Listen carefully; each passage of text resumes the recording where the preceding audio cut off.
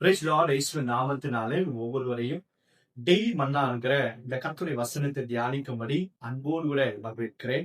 இது வரைக்கும் நீங்க சப்ஸ்கிரைப் பண்ணலன்னா அன்போடு கூட கேட்கிறேன். தயவு செய்து சப்ஸ்கிரைப் பண்ணுங்க. ஒவ்வொரு நாளும் கர்த்தருடைய வசனத்தை நீங்க கேட்பதற்கும் அது ஏதுவாக இருக்கும். மற்றவர்களுக்கும் இந்த கர்த்தருடைய வசனத்தை ஷேர் பண்ணுங்க. கண்டிப்பா கர்த்தருடைய ஆவியானவர் உங்களை ஆசீர்வதிப்பாராக. இன்றைக்கு கர்த்தருடைய வசனத்தை யூதா எழுதின பொதுவான நிருபம் 1ஆம் அதிகாரம் 20ஆம் வசனத்தை வாசித்து தியானிப்போம். நீங்களோ பிரியமானவர்களே, உங்கள் மகா பரிசுத்தமான விசுவாசத்தின் மேல் உங்களை உறுதிப்படுத்திக் கொண்டு பரிசுத்த ஆவிக்குள் ஜெபம் பண்ணி, யூதா என்கிற இந்த கர்த்தருடைய சீடன் எழுதுகிறார், பரிசுத்த ஆவிக்குள் ஜெபம் பண்ணுங்கள் என்பதாகும். இவர் எழுதினதே ஒரே இந்த நிருபத்துல ஒரு அதிகாரம் தான் இருக்கும். ஆனா அவரு குறிப்பாய் சொல்லுகிறார், pray in spirit or pray in holy spirit. பரிசுத்த ஆவிக்குள்ளாக ஜெபம் பண்ணுங்க. நம்ம இஷ்டத்துக்கு ஜெபம் பண்ணக்கூடாது. பரிசேயரை போல மற்றவர்கள் என் ஜெபத்தை கேட்டு என்னை பாராட்டணும் என்று சொல்லி ஜெபிக்க கூடாது. சில பேருக்கு மற்றவங்க நான் ஜெபிக்கிறத கண்டு என்னை பாராட்டணும் என்கிற ஆசை இருக்கும். அதெல்லாம் பாருங்க, வேஸ்ட் ஆஃப் டைம். உன் ஜெபத்தை கர்த்தர் கேட்கணும். உன் ஜெபத்தை கர்த்தர் கேட்கிறது மாத்திரமல்ல, நம்ம வாழ்க்கையில நல்ல மாறுதலை கர்த்தர் உண்டாக்கணும். ஜெபிக்கிறவன் ஜெயம் எடுப்பான். ஜெபிக்கிறவன் சுதந்திரித்துக் கொள்வான். ஜெபிக்கிறவனை பார்த்தா சாத்தானுக்கு எரிச்சல் உண்டாகும். ஜெபிக்கிறவனை பார்த்தா சாத்தானுக்கு ஓடுவான். இதனால் யூதா புஸ்தகத்துல வாசிக்கிறோம், பரிசுத்த ஆவிக்குள்ள ஜெபம் பண்ணுங்க, மாம்சத்துல ஜெபம் பண்ணாதீங்க. உனக்கு எது இஷ்டம், நீ எதை இச்சிக்கிற அதுதான் வேண்டும் என்று சொல்லி ஜெபிக்க வேண்டாம். பரிசுத்த ஆவிக்குள்ளாக நீங்க ஜெபம் பண்ண ஆரம்பிச்சீங்கன்னா பாருங்க, உங்க ஜெபம் வார ஆரம்பிக்கும். அந்நிய பாஷையில ஜெபம் பண்ண ஆரம்பிங்க.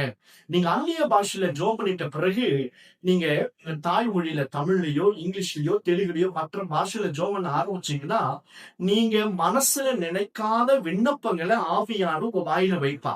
அதுதான் பரிசுத்த ஆவிக்குள்ளாக ஜெபம் பண்றது. இதே அதிகாரத்துல யூதா 1:20 நம்ம வாசித்தோம் இல்லையா? அதுக்கு அடுத்தடுத்த வசனத்தை பாருங்க. ஏன் பரிசுத்த ஆவிக்குள்ளாக ஜெபம் பண்ணணுமா? அன்பினால, தேவ அன்பினால நான் நிறைந்து காரியங்களை செய்ய வழுவாமல் இருக்க.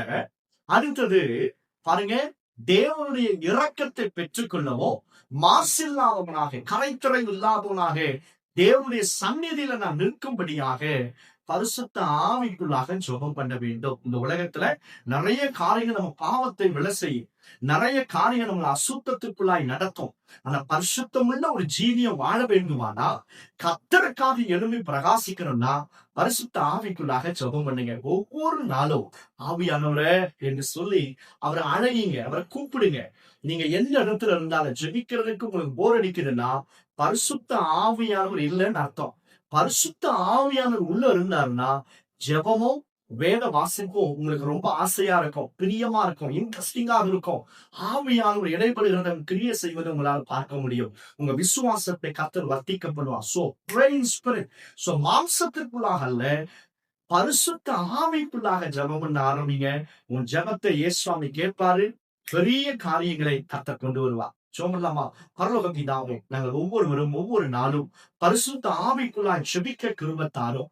நாங்கள் வழுவாமல் மாசில்லாதவர்களாக, ஆண்டவர் மாசற்றவர்களாக உங்கள் சன்னிதானத்துல நிற்கவும் தேவ அன்பினால் எங்களை நிரப்புவீராக. அற்புதங்களை செய்யும். இந்த வசனத்தை கேட்கிற ஒவ்வொரு பிள்ளைகளையும் ஆசீர்வதியும், பெரிய காரியங்களை செய்யும்.